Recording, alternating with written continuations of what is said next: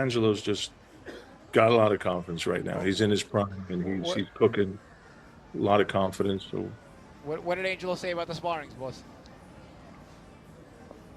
yeah, you're not supposed to talk about that, Paulie. You know that, but Mum's the word there, you huh?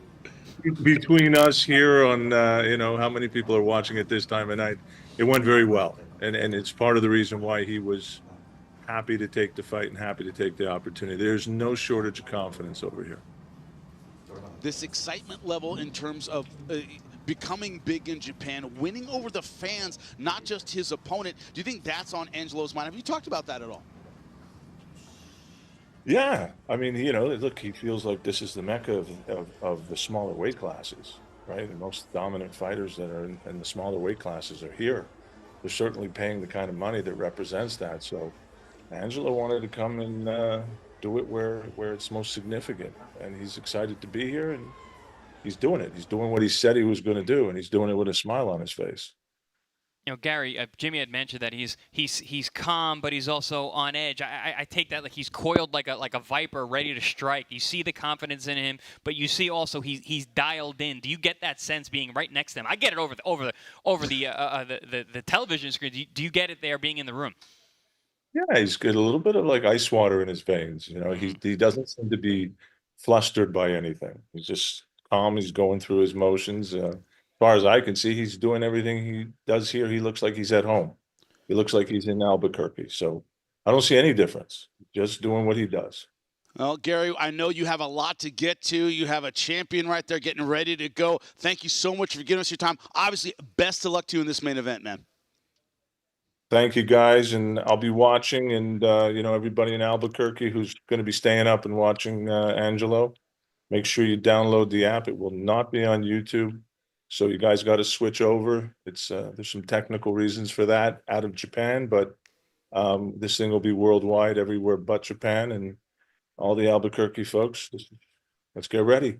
Yeah, get the app now. Check it out. Thank you so much, Gary. Gentlemen, there's no other way to say it in terms of Angelo Leo, a two-time world champion. Is this opportunity, Paulie, coming to you at exactly the right time? It's almost like he's matured so much in the last year, the last few years with the time off. I think also with being a two-time world champion, you have more value to you. You've obviously doing it once is special. You do it again, it only increases your ability to bring in that cash money, and I think that's why Leo, what Leo is really trying to take advantage of. I think when you get a second championship later in your career, you're looking to, obviously it's legacy stuff, but it's also, you realize that being a two-time champion gives you that extra cash value to you. And I think Leo realized that and going to Japan and getting the invite to have the opportunity to fight there and make a big name for himself there. I think this part of his career is going to be where he's going to look to, sort of catapult himself and financially as well. And Jimmy, you said the maturity and something that really shows me about the maturity. You mentioned maturity, you mentioned money. Leo paid for himself to be out there early. Yeah. That when you have that, when you're making more money, you can do it, right? Well, sure, but you still got to do that. You're not trying to hoard the money. You're actually spending the money to get back. Reinvesting in yourself. That shows you the maturity of what being a former champion is. Now he's a current champion once again, and he's ready to keep his belt. He's not going out there to leave that hardware behind. Yeah, it's one of those things where the death of a fighter in this position, what do we call it? Happy to be here. Right. Hey, the big lights, I get to fight in Japan. This is great. That is not the sense we are getting from Angelo Leo. We're getting the sense of a two-time world champion who's looking to elevate his career to the next level.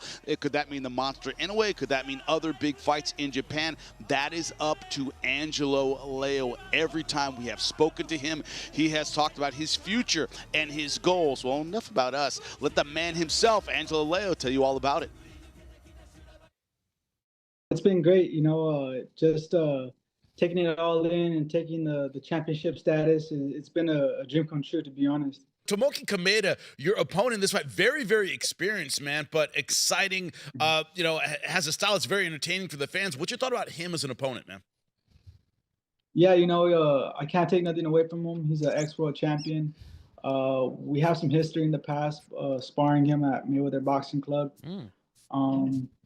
And he's a good fighter. He's a good fighter, but I know I got the goods to beat him. I think we sparred in 2021, and then we sparred. The first time was actually in 2018, and then we sparred again in 2021. It was good work. It was I think he was getting ready for a fight, but You know, I think I got the better of him, and you guys will see this time around how easy. Well, not how easy it will be, but you know how I'll handle it. Yeah, that second world title I think was the most significant one because the first one, like I said before, it was during COVID. I wasn't able to appreciate it or really how I wanted to. It was kind of like a bittersweet moment.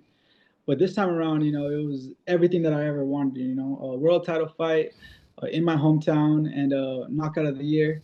So I couldn't ask for more. You know, and now it's everything I dreamed of as a kid. Now is coming to fruition. You know, I'm here to leave Japan with it around my waist. So you know, I'm not taking no for an answer over here. Angelo Leo certainly excited, but as he said about that sparring history, Paulie, you know, sparring kind of stays in the gym, but you don't want the first time you experience something to be in the ring. No matter how sparring went, you've been with that guy before, you felt him, you've absorbed a little bit of that style, you know what's coming. How much does it help? Yeah, I think it helps to a degree because, you know, even if guys can make technical adjustments and maybe improve or get better or whatnot, which sometimes happens, you get a gist of the guy's character as well, the mentality they have. You know, a person's character, a person's mentality, that kind of never changes. You know, they may adjust tactically, physically, from a physical standpoint, but from a mentality standpoint, you kind of know what you got in front of you. So I think it definitely can't hurt to have that understanding already prior to facing him. But also this idea of fighting in Japan as a fight fan. Chris, you were a kickboxer and then a boxer. How many times have you seen a fight in Japan in any style and gone, oh, man, are they going to stop this? It's that idea that it's a culture, the refereeing, they let you go out on your shield. It's a war, even if you might have some technical advantages over your opponent. What's your thought on that, Chris? Well, the warrior spirit isn't just a fight culture thing. It's a culture thing. So you see that in the referees and the judging and the people on the sidelines. So they let the fighters fight. They're not going to break them up a lot. They're going to let them do what they have to do. Everyone's very classy and respectful. We mentioned that about KAMEDA. And even, you know, just to speak a little bit about, you know, the sparring. Also, at this level, they sparred, and Leo was already a world champion. KAMEDA was very deep into his career. How much are they really going to change? You get a rhythm of a guy. So even though Leo is on the road fighting in the backyard of KAMEDA, he has a familiarity with him that he understands that rhythm and that movement, and that goes a long way at an advanced part of your career.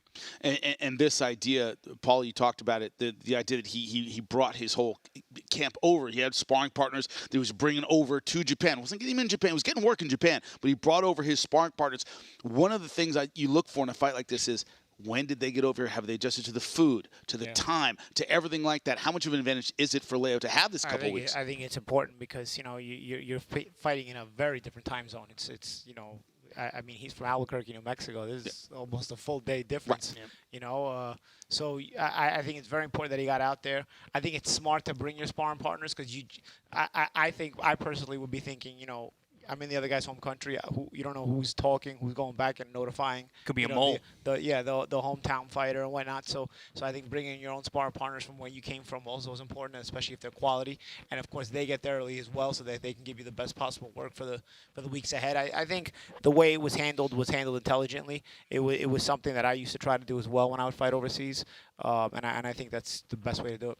When you look at the monster Inoue looming in the background, what happened? Ramon Cardenas, another ProBox TV fighter, put on a great fight a few weeks back in a losing effort against Naoya Inoue. That combination, Chris, that Mexican versus Japanese. We had a great performance last time. Has the table been set for another one this time around? Yeah, it's a can't miss. It's a can't miss matchup. Yep.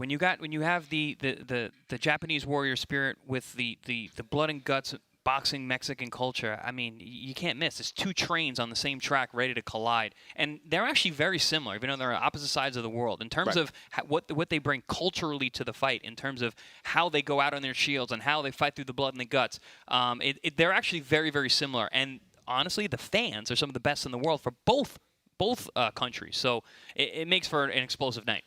Also something to compare, too. You know, the champions in both cases are the guys who are traveling to the the guy's home country, you know. And Cardenas had a lot of support, and it seemed like it spurred him on. He was able to drop and hurt it away early. And, you know, even though in a losing effort, he put on a good performance. Will KAMEDA also be motivated by being in front of the hometown crowd and the crowd being in support of him as well? You know, it's also something to keep in mind. When we look tactically at this fight, of course, Venado Lopez, the knockout last year, knockout of the year candidate, showed that Angelo Leo has power in that hook. Well, when we were breaking this down, Robert Garcia, of course, fantastic coach on our air. We asked, hey, you don't hook with a hooker. Both these guys throw a lot of hooks. Yeah. Could the timing of the hook and how tight it is and where it's placed, Chris, could that be the difference in this fight? 100%, and that's something that I saw leading into the Venado Lopez fight with Angelo Leo. Venado Lopez is a very difficult guy to deal with. He's a little wild and reckless at times. He throws big swinging hooks. Angelo is just everything's tighter. He's more technical. He's more fundamental. That can really help him here as well, because KAMEDA, he throws that left hook with reckless abandon at times. He triples up that thing to the head, to the body. There's going to be opportunities if he gets a little too wide for Leo to sneak that sneaky left hook in there that he has, and he's got the power to end the fight at any moment. You know, Chris, we were talking about that fight off air, you and I, and you said, I could see him adjusting it all night. Yep. Just kind of looking for the right, wasn't wild, wasn't crazy, not throwing it as a setup, but looking for the perfect placement. Are you looking for that early adjustment to the hook in this fight? I am, but also the way KAMEDA brings his action. He's an all-out onslaught a guy from the opening round. A little different than Venado. Venado's kind of in and out. He has lulls. He's slower. Then he's explosive. Then KAMEDA comes at you at all times. If Leo spends too much time thinking and trying to adjust that left hook, he could get run over. So it's a very different matchup, even though there are similarities. But I'm curious to see how this is going to play out, especially in the early rounds. Now, a volume guy like KAMEDA, Paulie, when you look at it, is the risk maybe getting behind and letting rounds slip away as you're waiting for that big shot if you have a little too much faith in your power? If you're looking for a KAMEDA win, if you're looking to make him, by the way, I'm looking at plus 366 on the odds. If you're looking to bet KAMEDA, are you betting on his volume banking rounds in Japan? Yeah, I think you're betting on his volume, and of course, being the home country fighter, maybe the activity will gain the favor of the judges a little bit more because yeah, you're the hometown guy, you're the home country guy. Japan recently, at least of late, has been pretty fair with decisions. I remember when I was early in my pro career, Jose Navarro got robbed badly out there in a world title fight.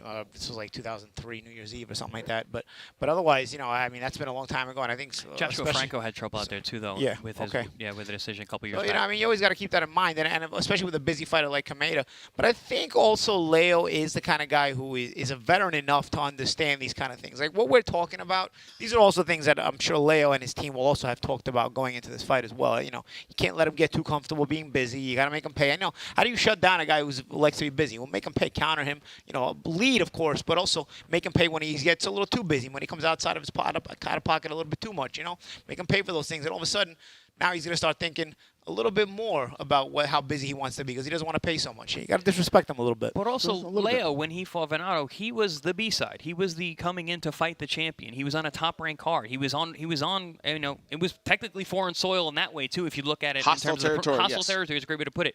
And he understood the mission then too, and I'm sure he does here as well. Well, one of the questions, Chris, that you always hear from young guys that I hate.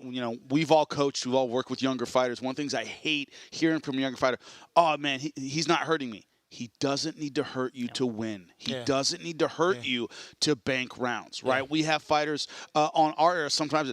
They're winning rounds, pitter-pat punching, and oh man, not hurting with any shot. Yeah, kid, you're losing rounds anyway. You get what I'm saying, Chris? Right, controlling the pace, being a ring general, being in control of the space in the ring is a big part of that. And whether you're hurting the guy or not, if you're the guy who's busy and a round is close, the ref is going to, the judges are going to go with the guy who's busier, the guy who's forcing the action. Yep. I always felt like that was just pride talking. When guys say, oh, he's not hurting me. All the time. I always felt like, okay, the guy says he's not hurting you, but he's also not reacting to not being hurt and not trying to win, not winning the rounds.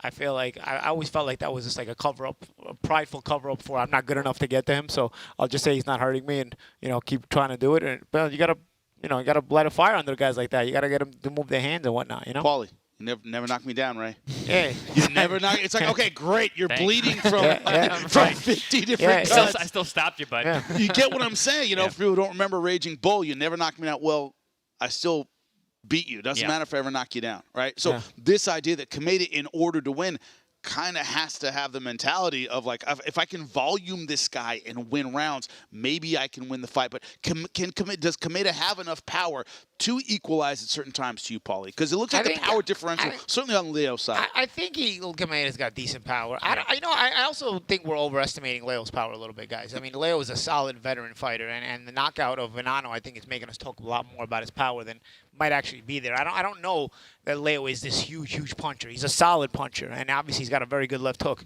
But KAMEDA, you know, in similar fashion, is a guy who's got a very good chin, and also, you know, he likes to throw his own, you know, power shots as well. And I don't know that he's that big of a puncher either, but he'll let go of his bombs as well, and he'll get his respect. So I don't think it comes down to all the power all the time. Well, power is relative at times, you know, because if you got a guy who's got a killer chin, a solid chin, it's like, well, the power kind of goes out the window. Yeah. I don't think power is going to be the differential in this fight. I think it's going to be skills. I think this fight's going to come down to skills, and I'll the tell you jab is what, going to be important. The wild card is the body shots. Leo goes to the body well. KAMEDA goes does to the well, body too. well. Yes. So, you know, I think the body shots could be a wild card here in this fight. I was about to ask you about that. As you say, the body shots might be the difference, but it's a strategy you have to get to early. It's not the kind of thing you can go to in round 5. Right. Is it the person who banks it early that's going to have the advantage to you? Yeah, and of course, banking body shots is not as easy as, get to the body. You know, I remember, you know, guys, when I'm watching them fight and they're frenzy, get to the body. Buddy, you got to let him know how he's going to close the gap first. You don't get to the body from 4 feet away. You know what I mean? You got to actually figure out how to close the gap first. So whoever's closing range in a more fluid way in this fight is obviously going to have the advantage to be able to touch the body and get to the body and get those those open shots to the body better than the opponent. But so it's going to start. I think getting to the body is important, but I think it starts with obviously who has the ability to close range in a smooth way to disguise those body shots. Yeah, when you look at it, Chris, Angelo Leo talking about the sparring says he got the better of him. And he corrected himself. He says, I'm having an easy time. No, I think I have him in a sense. This idea of being mentally ready in Japan for a long, difficult, grueling fight, it doesn't matter. And we were looking at this fight card earlier tonight, however you want to put it, this morning, however you want to put it. Chris, when you and I got here, we're watching the card going, man, some of these guys have upside-down records, and they're fighting like absolute. Tooth and nail. And the numbers just throw them out the window. But this idea that, I got this guy, I'm better, I'm this, I'm that. We're fighting a Japanese fighter in Japan. You got to be ready for 12 hard rounds. Yeah, he's got to be ready for 12 hard rounds. He's got to be ready to defend that title, and I think that's the biggest thing here in the mindset of Angelo Leo. Yes, he might say, you know, a little slip and say, look, I think it's gonna be an easy fight, or he sees opportunities that he can make this fight easy. But if it turns out to be hard, he's going to be ready for it too. He didn't go there 3 weeks in advance for an easy fight. He knew what he had in front of him. He didn't go there 3 weeks in advance to leave this title here because he was overwhelmed or caught off guard by someone that he thought was going to be an easy fight. This is not an easy fight. Leo knows that. Yes, he got the better in the sparring, but he understands that this is a very, very dangerous man in front of him, and he does not want to leave that hardware in Japan. Paulie, this is exactly where Leo has trained to be his entire life. Huge opportunity, yes or no? Yeah, you know, it's where he's trained to be his entire life, and I think, you know, this is the moment where that you're waiting for. Now we will find out as we go to Osaka, Japan. Here at ProBox TV, get the app now. That's where you watch the fights. We'll join you in Japan. Angelo Leo defending his title in the land of the rising sun.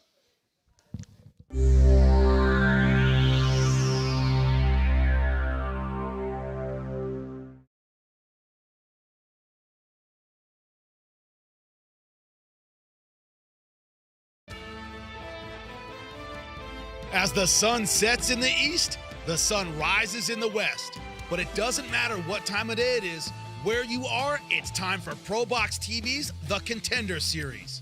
Angelo Leo, 25-1, travels around the world to defend his IBF World Featherweight title versus a challenger, Osaka's Tomoki El Mexicanito KAMEDA, 42-4, in a battle of warriors that will go down in boxing history. Live from Osaka, Japan, it's Late Night with ProBox TV. The Contender Series starts now.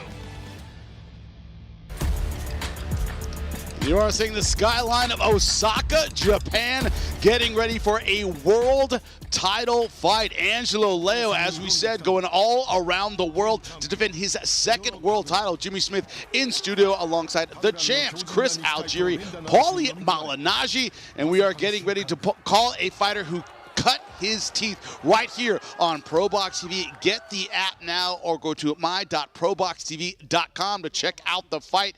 I am excited, ready to go after his big victory in Japan. Can't wait to talk to him. Angelo, first off, man, congratulations. Must feel great to win in Japan, but man, very close fight against a very tough guy. Yeah, man, it was everything I expected. Thank you guys. Thank you guys for everything. Yeah, it was a tough fight. It was everything I expected, which was Tomoki coming forward, throwing speed, but he was a lot stronger than I expected as well.